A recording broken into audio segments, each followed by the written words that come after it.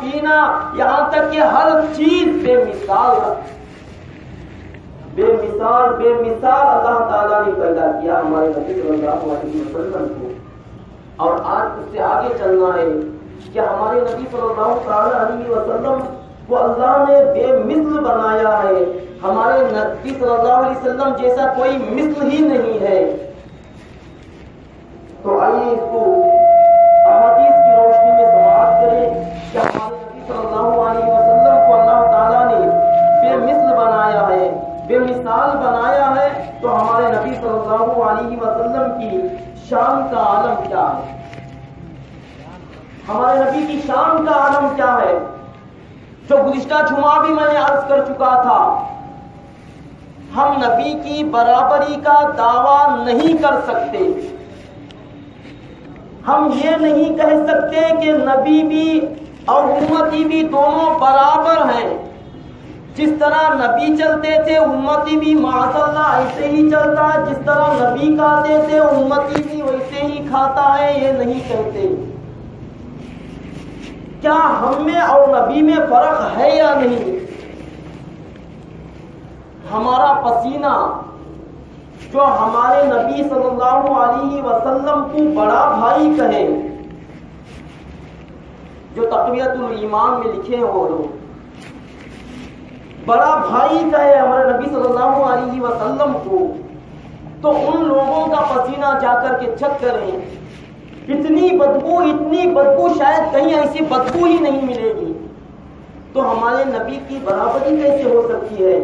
آئیے ہمارے نبی کے پسینے کا عالم کیا تھا، آئیے اس کو سماعت کرتے ہیں احادیث کے حوالے سے۔ محترم سامعین کرام، حضرت جابر رضی اللہ تعالیٰ عنہ بیان فرماتے ہیں، ان النبی صلی اللہ علیہ وسلم لم يسلك طریقا فيتبعه احد الا عرف انه قد سلكه من طيب عرقه او قال من ريح عرقه۔ مشکا شریف ہے، صفحہ نمبر 517 ہے۔ محترم سامعین کرام، اللہ کے نبی نے ارشاد فرمایا، یعنی نبی کریم صلی اللہ علیہ وسلم نے جس راستے سے گزرتے تو وہ راستہ خوشبو سے معطر ہو جاتا تھا، اور تلاش کرنے والا خوشبو سے پہچان لیتا تھا کہ حضور صلی اللہ علیہ وسلم اسی راستے سے تشریف لے گئے ہیں۔ تلاش کرنے والا یہ تلاش کر لیتا ہمارے نبی کو کہ ہمارے نبی اسی راستے سے تشریف لے گئے ہیں۔ یہ ہمارے نبی کی خوشبو کا عالم ہے۔ یہ خوشبو عطر میں نہیں ہے، یہ خوشبو عود، لوبان، دیگر چیزوں سے نہیں ہے۔ اللہ تعالیٰ نے ہمارے نبی صلی اللہ علیہ وسلم کے پسینہ مبارکہ ہی میں ایسی خوشبو عطا کر دیا ہے جو بے مثل اور بے مثال ہے، جو پسینے میں بھی ہم ہمارے نبی کے برابر ہی نہیں کر سکتے۔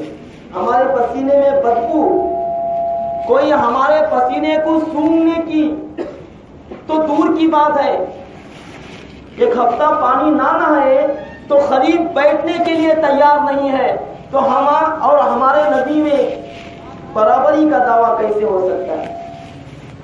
تو ہم نے سماعت کیا، حضرت جابر رضی اللہ تعالیٰ عنہ نے یہ بیان کیا، مشکا شریف صفحہ نمبر 517 جو ہم لوگوں نے حوالہ نقل نوٹ کیا ہے۔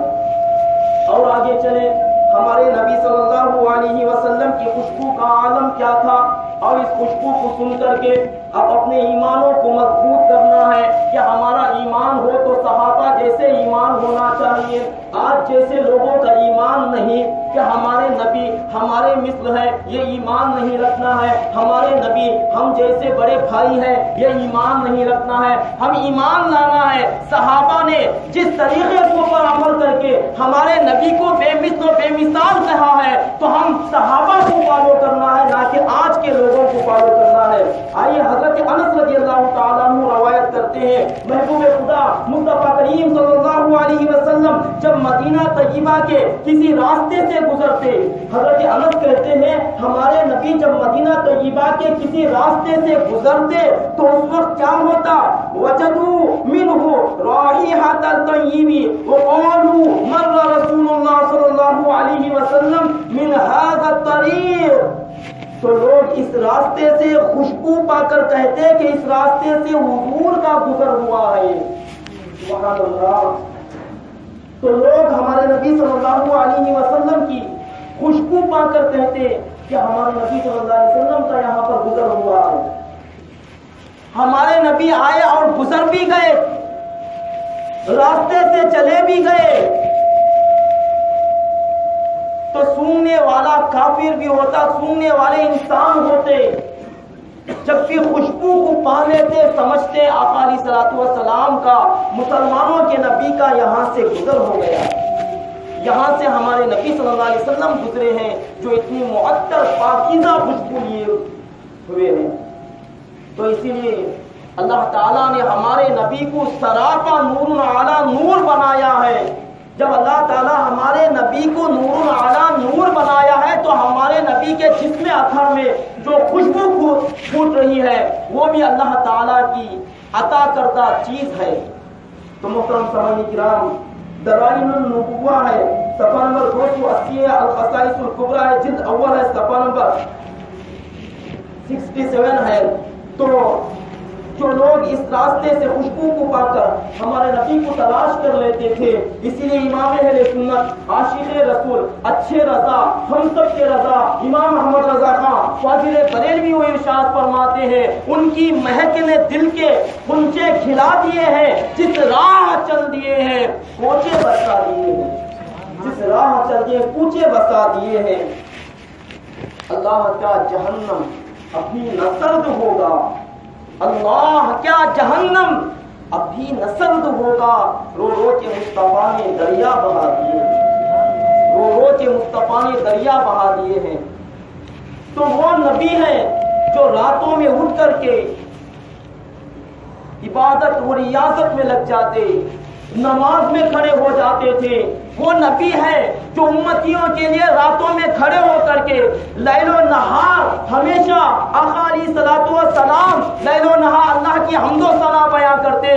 امتی امتی پکارنے والے جب پیدا ہو تب بھی امتی کہے, جب سجدے میں سے سر اٹھائے تب بھی امتی کہے. تو محترم سامعین کرام, معراج کی رات ہو تو اس وقت بھی امتی امتی کہے. تو معراج میں بھی اللہ کی بارگاہ میں امتی کہہ کر کے یاد کرے وہ نبی جو راتوں میں اٹھ کر عبادت و ریاضت کرتے, امتی امتی کہہ کر کے ہمیشہ اللہ کی بارگاہ میں دعائیں کرتے. شاعر امام اہل سنت اسی لیے کہتے ہیں, اللہ کیا جہنم ابھی نہ سرد ہوگا, اللہ کیا جہنم ابھی نہ سرد ہوگا, ارے رو رو کے مصطفیٰ نے دریا بہا دیے. یہ ہے آقا کریم صلی اللہ علیہ وسلم اپنی امت سے اتنی محبت کرتے ہیں.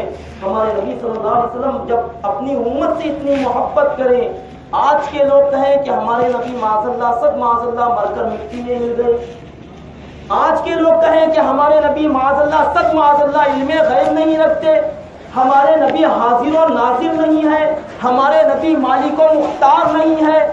آج کے ایک لوگ کہیں کہ ہمارے نبی ہم جیسے ہیں, تو معاذ اللہ صد معاذ اللہ. تو محترم سامعین کرام, ہم قرآن اور احادیث سے صحابہ کا طریقہ معلوم کر رہے ہیں کہ اس زمانے میں بھی ہمارے نبی کو بے مثل و بے مثال کہا گیا. یہ آج جو کہہ رہے ہیں وہ اپنی بناوٹی باتیں کہہ رہے ہیں. تو محترم سامعین کرام, ہم لوگوں نے ان لوگوں کی کتابوں کو بھی ملاحظہ کیا تھا. آج بھی ایک میں بات آپ کو بتا رہا ہوں.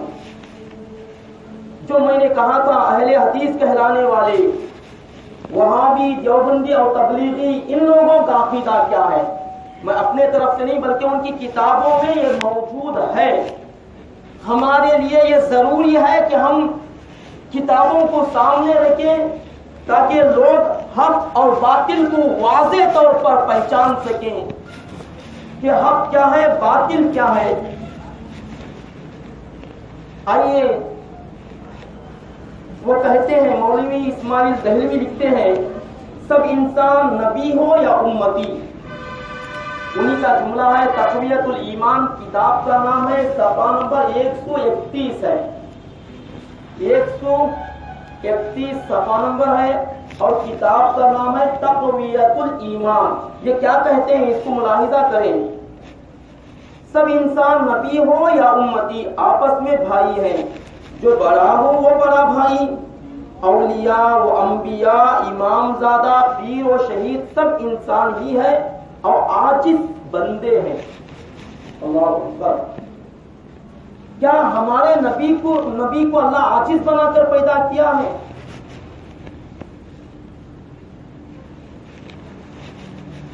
دماغ کیا کہتا ہے، ہمارا دل کیا کہتا ہے؟ اللہ تعالیٰ امام الانبیاء پیدا بنا کر کے ہمارے نبی کو مبعوث کیا ہے. کیا امام الانبیاء کو اللہ تعالیٰ عاجز و مجبور بنا کر کے اس دنیا میں بھیجا ہے؟ لیکن لوگوں کا عقیدہ اتنا گندا کہ وہ یہ لوگ تقویۃ الایمان میں لکھتے ہیں کہ ہمارے نبی صلی اللہ علیہ وسلم ہو یا انبیاء ہو یا اولیاء ہو، ان کے بارے میں کہتے ہیں کہ سب انسان ہی ہیں اور عاجز مجبور بندے ہیں اور ہمارے بھائی ہیں، ان کی تعظیم انسانوں کی طرح کرنی چاہیے. تقویۃ الایمان صفحہ نمبر 131 میں ہم لوگوں نے اس کے حوالے سے سماعت کیا. کیا ہمارے نبی کی اتنی اعلیٰ شان ہے کہ امام اہل سنت جو عاشق رسول امام احمد رضا خان فاضل بریلوی رضی اللہ تعالی عنہ نے عشق و محبت میں ڈوب کر کے جو علم کی گہرائیوں میں غوطہ زن ہو کر کے قرآن اور حدیث کو لے کر کے جو شعر کہتے ہیں، ہر ایک شعر میں اعلیٰ حضرت کے قرآن اور حدیث کا نچوڑ نکلتا ہے، قرآن اور حدیث کا اس کا اندر سے نچوڑ نکلتا ہے. تو محترم سامعین کرام، امام اہل سنت نے اسی لیے کہا ان کی مہک نے دل کے اونچے کھلا دیے ہیں، جس راہ چل دیے ہیں کوچے بتا دیے ہیں. اور محترم سامعین کرام، جو ہم لوگوں نے سنا کیا مجبور ہیں ہمارے نبی؟ کیا ہم اور ہمارے نبی صلی اللہ علیہ وسلم کیا آپس میں بھائی بھائی ہیں؟ اور آگے چلیں، نوٹ کریں، وہ کہتے ہیں کہ ہمارے نبی اور تمام انبیاء کرام مجبور عاجز کہا اور کہا کہ تمام لوگ بھائی ہیں اور ان کی تعظیم انسانوں کی طرح کرنی چاہیے. تقویۃ الایمان صفحہ نمبر 131 میں کہا. اور نمبر 2 اس کو خیال کریں. اب میں پہلے ہی آپ کو سوال کروں، کیا ہمارے نبی صلی اللہ علیہ وسلم کسی گاؤں کے چودھری بنا کر اللہ نے بھیجا ہے؟ کسی چودھری بنا کر کے ہمارے نبی کو اللہ بھیجا ہے؟ کیا امام الرسول بنا کر بھیجا ہے؟ امام الانبیاء بنا کر بھیجا ہے؟ تو یہ کہتے ہیں تقویۃ الایمان ہے، صفحہ نمبر 64 ہے، 60 پر 4 ہے، نبی ایسے ہیں جیسے گاؤں کا چودھری.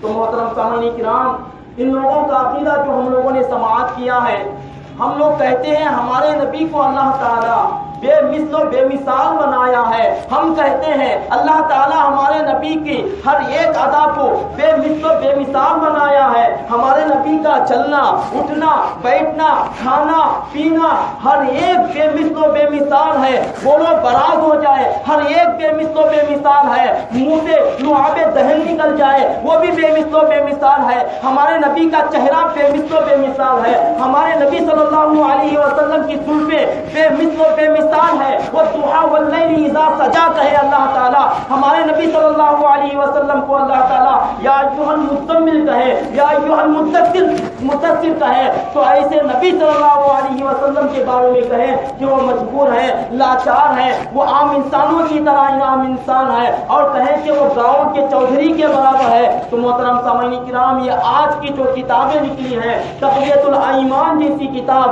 تو اس کتاب میں اس طرح کا گندا عقیدہ لکھا گیا ہے. تو ہمیں چاہیے کہ ایسے عقیدے سے، جو ایسا عقیدہ رکھتے ہوں، ایسے عقیدے سے توبہ کریں کہ ہمارے نبی کو اللہ تعالیٰ ہر چیز سے افضل و اعلیٰ بنایا ہے. بعد از خدا قصہ تو ہی مختصر. تو ہمارے نبی صلی اللہ علیہ وسلم کی ایسی شان ہے، عرفہ و اعلیٰ شان ہے کہ ہمارے نبی صلی اللہ علیہ وسلم کا چہرہ مبارک چاند و سورج سے زیادہ روشن ہے. ہمارے نبی صلی اللہ علیہ وسلم کا پسینہ مشک و عنبر سے زیادہ خوشبودار ہے. اگر آپ جواب میں ان لوگوں سے کہیں کہ آپ کا چہرہ بھی چاند و سورج سے زیادہ روشن ہے، آپ ان سے پوچھیں کیا آپ کا پسینہ بھی مشک و عنبر سے زیادہ خوشبودار ہے، تو ہم بخوبی جان جائیں گے ہمارے نبی اور ان میں کیا فرق ہے۔ اور محترم سامعین کرام، جو گزشتہ جمعہ میں نے یہ بھی کہا تھا، بے مثل و بے مثال ہم لوگ کہتے ہیں، یہ کہتے ہیں ہماری طرح۔ قرآن پاک کی آیت کریمہ آپ کے سامنے پیش کرتے ہیں۔ وہ کون سی آیت کریمہ؟ 16ویں پارے کی آیت کریمہ پیش کرتے ہیں، قل انما انا بشر مثلکم یوحی الی۔ وہ کہتے ہیں، اللہ خود کہتا ہے قرآن میں، اے نبی صلی اللہ علیہ وسلم آپ کہہ دیجئے کہ میں تمہاری طرح بشر ہوں۔ تو کہتے ہیں جب قرآن میں اللہ خود کہا کہ میں تمہاری طرح بشر ہوں، اللہ خود ہمارے نبی سے کہلوایا، تو بشر ہوئے نا، وہ بھی چلتے پھرتے کھاتے پیتے سب کچھ کہتے ہیں۔ لیکن محترم سامعین کرام، عقائد اہل سنت سماعت کریں، اپنے عقیدوں کے قبلے کو درست کریں۔ ہمارا عقیدہ درست ہو تو ہماری نمازیں کامل ہے، ہمارا عقیدہ درست ہو تو ہماری عبادت کامل ہے، ہمارا عقیدہ درست ہو تو ہمارا حج کامل ہے، ہمارا عقیدہ درست ہو تو ہمارا عمرہ کامل ہے، ہمارا عقیدہ غلط ہو سب کچھ بیکار ہو جائے گا۔ تو شیطان کو یاد کرے، شیطان تو معلم الملائکہ تھا، تمام فرشتوں کا ماسٹر تھا، تمام فرشتوں کا استاد تھا۔ جب معلم الملائکہ کے پاس کیا کمی تھی؟ نہ تو سجدوں کی کمی تھی، نہ تو عبادت کی کمی تھی اس شیطان کے پاس۔ ارے شیطان کے سجدوں کے بارے میں آتا ہے، پوری دنیا میں اس کے سجدے پھیلا دیے جائیں، زمین چھوٹی پڑ جائے گی، اس کے سجدے زیادہ ہو جائیں گے۔ تو محترم سامعین کرام، جب اللہ تعالیٰ نے آدم علیہ السلام کی بارگاہ میں آدم علیہ السلام سے کہا تھا کہ آدم علیہ السلام کے پاس آدم علیہ السلام کے لیے اپنے سر کو جھکا سجدہ کرو، تو شیطان نے کہا فسجدوا الا ابلیس ابا واستكبر وكان من الكافرین۔ اللہ قرآن پاک میں ارشاد فرمایا، وَإِذْ قَالَ رَبُّكَ لِلْمَلَائِكَةِ اسْجُدُوا لِآدَمَ فَسَجَدُوا إِلَّا إِبْلِيسَ أَبَى وَاسْتَكْبَرَ وَكَانَ مِنَ الْكَافِرِينَ۔ تمام فرشتوں نے سجدہ کیا، لیکن شیطان نے سجدہ نہ کیا، تو اللہ تعالیٰ نے یہ نہ دیکھا کہ یہ عابد ہے، یہ زاہد ہے، یہ شاکر ہے، یہ خاشع ہے، یہ ذاکر ہے، یہ عبادت گزار ہے، یہ رکوع و سجدہ کرنے والا ہے، یہ معلم الملائکہ ہے، تمام فرشتوں کا ٹیچر ہے، تمام فرشتوں کا استاد ہے۔ اللہ یہ نہیں دیکھا، بلکہ اللہ تعالیٰ نے کہا تھا آدم کو سجدہ کرو۔ شیطان نے آدم علیہ السلام کی تعظیم نہ کیا، سجدہ نہ کیا، تب اللہ تبارک و تعالیٰ نے اس سے کہا، اس کی عبادت کو نہیں دیکھا، اس کی ریاضت کو نہیں دیکھا، اس کی ہر ایک عبادت کو نہیں دیکھا، بلکہ دیکھا تو آدم علیہ السلام جو نبی ہیں ان کی تعظیم نہیں کیا۔ فَسَجَدُوا إِلَّا إِبْلِيسَ کہا اللہ تعالیٰ نے، وَأَبَى وَاسْتَكْبَرَ وَكَانَ مِنَ الْكَافِرِينَ۔ تو شیطان کا عمل، عبادت، ریاضت سب کچھ رہنے کے باوجود کام نہ آیا۔ تو آج ہم لوگ بھی ہو، ہمارے پاس بھی نمازیں ہوں، عبادت ہو، تسبیح تحلیل سب کچھ کریں، حج ہو، عمرہ ہو، نوافل ہو، صدقات ہو، خیرات ہو، زکوٰۃ ہو، نفلی عبادتیں ہو جائے ہمارے پاس، اگر ہمارے ایمان کا قبلہ درست نہیں ہے تو سب کچھ بیکار۔ تو محترم سامعین کرام، اس کو ہم لوگوں نے سماعت کیا ہے، دلائل النبوہ صفحہ نمبر 280 اور خصائص الکبریٰ جلد اول ہے صفحہ نمبر 60 پر 7 ہے، جو ہم لوگوں نے سماعت کیا کہ ہمارے نبی صلی اللہ علیہ وسلم جس راستے سے گزر جاتے لوگوں کو معلوم ہو جاتا کہ ہمارے نبی کا گزر ہوا۔ اور محترم سامعین کرام، ہمارے نبی صلی اللہ علیہ وسلم سے ہمارے نبی کے ظاہری زمانے میں بھی بے مثل اور بے مثال سمجھتے تھے۔ آج کوئی انسان بیمار ہو ڈاکٹر کے پاس جاتا ہے، ڈاکٹر کے پاس کام نہیں چل رہا حکیم کے پاس جاتا ہے، کسی کو علم حاصل کرنا ہے، علم دنیا حاصل کرنا ہے، اسکول جاتا ہے، کالج جاتا ہے، علم دین حاصل کرنا ہے، مدارس کی طرف رجوع کرتا ہے، مدارس کی طرف بڑھتا ہے آگے علم حاصل کرنے کے لیے۔ کسی انسان کو کچھ سودا خریدنا ہوتا ہے تو دکان کی طرف جاتا ہے، ٹیبلٹس وغیرہ خریدنا ہوتا ہے تو انسان میڈیکل کی طرف جاتا ہے۔ کیا صحابہ کرام کے زمانے میں بھی اگر کوئی بیمار ہو جاتا تو کیا میڈیکل ڈاکٹر کے پاس جاتے؟ کیا ہمارے نبی کے زمانے میں بھی عطر لینے کے لیے عطر فروش کے پاس جاتے؟ عطر لینے کے لیے عطر فروش کے پاس جاتے؟ کیا ایسے ہوا؟ تو محترم سامعین کرام، صحابہ کرام کا عقیدہ یہ تھا کہ اللہ تعالیٰ نے ہمارے نبی کو رحمت للعالمین بنا کر بھیج کر قرآن میں کہہ دیا وَمَا أَرْسَلْنَاكَ إِلَّا رَحْمَةً لِلْعَالَمِينَ، تو ہمارے نبی صلی اللہ علیہ وسلم کو اللہ تعالیٰ نے ہر چیز کا علم دے دیا ہے۔ الرحمن علم القرآن، جب اللہ تعالیٰ نے ہمارے نبی کو علم عطا کیا ہے تو کوئی علم ایسا نہیں ہے جو ہمارے نبی سے دور ہو، کوئی ایسا علم نہیں ہے دنیا میں جو ہمارے نبی نہ جانتے ہوں۔ تو سوال پیدا ہوتا ہے، دنیا میں ہر ایک علم ہے، ہر ایک زبان ہے، کیا ہمارے نبی ہر زبان جانتے ہیں؟ تو محترم سامعین کرام، جب اللہ تعالیٰ پڑھانے والا ہے، پڑھنے والے ہمارے نبی ہیں، تو محترم سامعین کرام، تو اس سے معلوم ہوا اور بہت ساری احادیث ہیں کہ اللہ تعالیٰ نے ہمارے نبی کو ہر چیز کا علم دیا ہے۔ تو ڈاکٹری کا بھی ہمارے نبی کو علم ہے، ہر چیز کا علم ہمارے نبی صلی اللہ علیہ وسلم جانتے ہیں۔ اسی لیے امام اہل سنت سرکار اعلیٰ حضرت امام محمد رضا خان فاضل بریلوی یوں ارشاد فرماتے ہیں، اور کوئی غیب کیا تم سے نہاں ہو بھلا، جب نہ خدائی چھپا تم پہ کرو گے۔ حضرت ابو ہریرہ رضی اللہ تعالیٰ عنہ فرماتے ہیں، ایک شخص ہمارے نبی صلی اللہ علیہ وسلم کی خدمت عالیہ میں حاضر ہوا اور عرض کیا، یا رسول اللہ صلی اللہ علیہ وسلم، مجھے اپنی بیٹی کا نکاح کرنا ہے اور میرے پاس کوئی خوشبو نہیں ہے، یا رسول اللہ کچھ خوشبو عطا فرما دیں۔ خوشبو مانگنے کے لیے وہ صحابی ہمارے نبی کے در پر آئے اور کہتے ہیں، یا رسول اللہ میری بیٹی کی شادی ہے، شادی کرنا ہے مجھے میری بیٹی کی، خوشبو چاہیے، یا رسول اللہ آپ خوشبو عطا کریں۔ اللہ اکبر، ہمیں خوشبو چاہیے تو عطر فروش کے پاس جا کر کے عطر لینا پڑتا ہے، لیکن صحابہ ہمارے نبی کی بارگاہ میں پہنچتے ہیں تو وہ صحابی پہنچے، یا رسول اللہ مجھے خوشبو چاہیے، مجھے عطر چاہیے، تو اللہ کے نبی نے کہا شیشے لے کر کے آؤ۔ وہ انسان شیشی لے کر وہ صحابی رسول آقا علیہ الصلوۃ والسلام کی بارگاہ میں حاضر ہوتے ہیں۔ دوسرے روز آقا علیہ الصلوۃ والسلام نے شیشی لے کر آقا علیہ الصلوۃ والسلام نے اپنے دونوں بازوؤں سے اس میں پسینہ ڈالنا شروع کیا، یہاں تک کہ وہ شیشی بھر گئی۔ پھر فرمایا اسے لے جا اور بیٹی سے کہہ دینا کہ اس سے لگا لیا کرے۔ بس جب وہ آقا علیہ الصلوۃ والسلام کے پسینہ مبارکہ کو لگاتی تمام مدینے والوں کو خوشبو پہنچتی ہے۔ فسموا بیت المطیبین، اور یہاں تک کہ محترم سامعین کرام اس کا ترجمہ یہ ہے، فسموا بیت المطیبین کا یعنی پورے مدینے والے ان کے گھر کو بیت الطیبین، خوشبو والوں کے گھر سے مشہور ہوا تھا ان کا گھر۔ تو ہمارے نبی صلی اللہ علیہ وسلم کی بارگاہ میں وہ صحابی حاضر ہوئے اور خوشبو لے کر کے ہمارے نبی کی بارگاہ سے گئے۔ یہ کتاب کا نام ہے زرقانی، جلد 4 ہے، صفحہ نمبر 224 ہے، القصائص الکبریٰ ہے، جلد اول ہے، صفحہ نمبر 67 ہے۔ یہاں تک ہم لوگوں نے محترم سامعین کرام آقا علیہ الصلوۃ والسلام کی جو بے مثل بنایا ہے، بے مثال بنایا ہے ہمارے نبی صلی اللہ علیہ وسلم کی، اس کو سماعت کی۔ تو میں بارہا کہتا ہوں، ہمارے نبی صلی اللہ علیہ وسلم کو اللہ تعالیٰ نے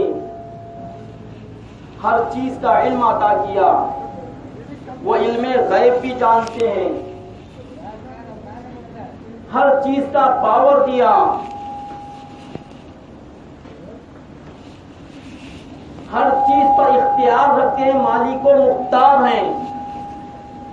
اللہ تعالیٰ نے ہمارے نبی کو اتنی طاقت دیا کہ وہ حاضر و ناظر ہیں۔ ہمارے نبی کو اللہ تعالیٰ نے اتنی طاقت دیا، دور سے ہو یا قریب سے ہو، دنیا کے کسی بھی کونے سے ہو یا کہیں سے بھی ہو جائے، ہمارے نبی کو پکارے تو ہمارے نبی سنتے بھی ہیں اور ضرور مدد بھی کرتے ہیں۔ ہمارے نبی صلی اللہ علیہ وسلم کے تعلق سے ہمارا یہ عقیدہ ہے، پختہ عقیدہ، اسی لیے ہم لوگ صلاۃ و سلام پڑھتے ہیں، درود پڑھتے ہیں کہ آقا علیہ الصلوۃ والسلام سنتے بھی ہیں اور دیکھتے بھی ہیں۔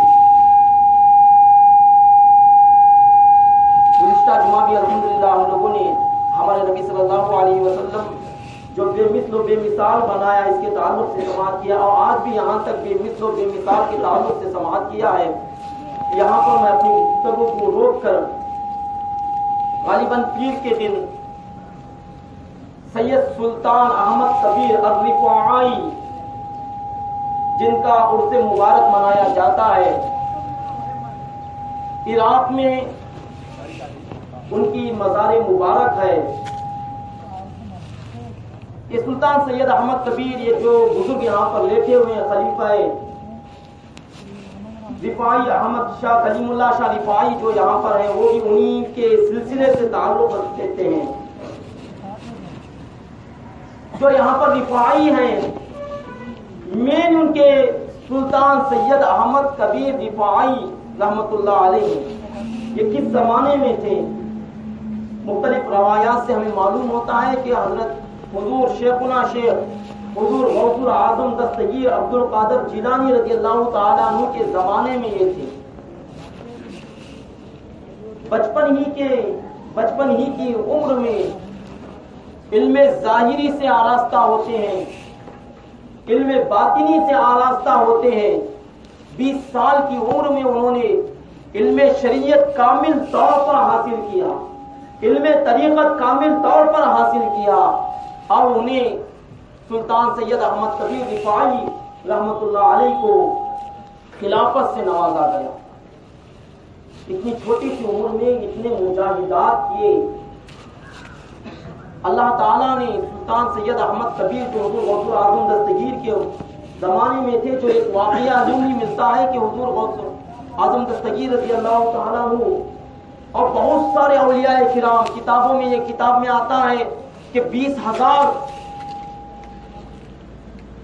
انسان، اس میں بڑے سے بڑے اولیاء کاملین بھی شامل ہیں، بڑے سے بڑے پہنچے ہوئے اللہ کی ہستیاں موجود ہیں، اس میں ہزاروں کی تعداد میں جب مدینہ المنورہ پہنچتے ہیں، سلطان سید احمد کبیر رفاعی رحمت اللہ علیہ ہمارے نبی صلی اللہ علیہ وسلم کی بارگاہ میں سلام کرتے ہیں، ہمارے نبی کی بارگاہ میں سلام عرض کرتے ہیں، السلام علیکم۔ تو ہمارے نبی صلی اللہ علیہ وسلم کے روضہ مبارکہ سے آواز وعلیکم السلام کی آتی ہے۔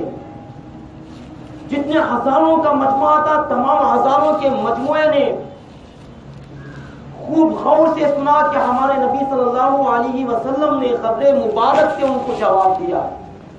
اب سلطان سید احمد کبیر رفاعی رحمۃ اللہ علیہ جو عراق میں رہ کر کے صبح و شام ہمارے نبی صلی اللہ علیہ وسلم کی محبت میں ہدیہ تشکر پیش کرتے، ہدیہ درود پیش کرتے، اور اللہ کے نبی صلی اللہ علیہ وسلم کے سلام کو سن کر کے وجد طاری ہو جاتا ہے، اور وجد کے انداز میں سلطان سید احمد کبیر رفاعی رحمت اللہ علیہ کہتے ہیں، یا رسول اللہ، اے نانا جان، یا رسول اللہ صلی اللہ علیہ وسلم، میں دور تھا، عراق تھا، تو آپ کی بارگاہ میں اپنے خیالات کو بھیجتا تھا، آپ کی بارگاہ میں باطنی طور پر میں آیا کرتا تھا، یا رسول اللہ اب یہ جسم خاکی کو لے کر کے میں آپ کی بارگاہ میں آیا ہوں، یا رسول اللہ میں آپ سے ملاقات کرنا چاہتا ہوں۔ سلطان سید احمد کبیر رفاعی رحمت اللہ علیہ کا جب یہ سوال ہوتا ہے تو کتابوں میں آیا ہے کہ حضور صلی اللہ